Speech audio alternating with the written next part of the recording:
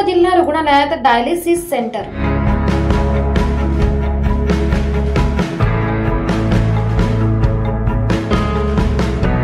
सविस्तर वृत्त असे की नवापूर हे तालुक्याचे ठिकाण असलेले गाव आहे। या गावात उपजिल्हा रुग्णालय असून अनेक खेडी याला जोडलेली आहेत। या उपजिल्हा रुग्णालयात अनेक दिवसापासून रुग्णांची मागणी होती की रुग्णालयात डायलिसिसची सेवा असावी। ही मागणी लक्षात घेऊन आपल्या तालुक्यातच आता उपजिल्हा रुग्णालयात डायलिसिसची सेवा रुग्णांसाठी उपलब्ध होणार आहे।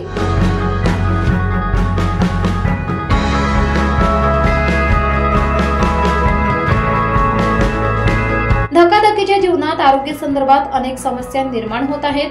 अशातच तालुक्यातील नागरिकांना डायलिसिस साठी जवळच गुजरात राज्यातील व्यारा, बारडोली तसेच सुरत येथे जावे लागत असे आणि ते पण खूप खर्चिक होते।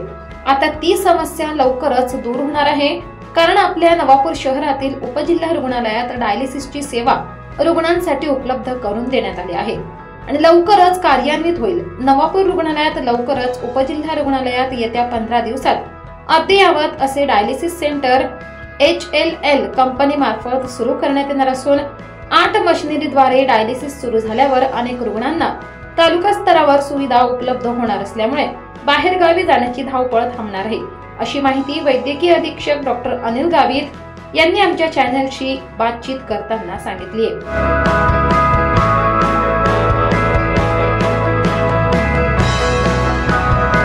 उपजिल्हा रुग्णालय नवापूर येथे नुकतेच डायलिसिस सेंटर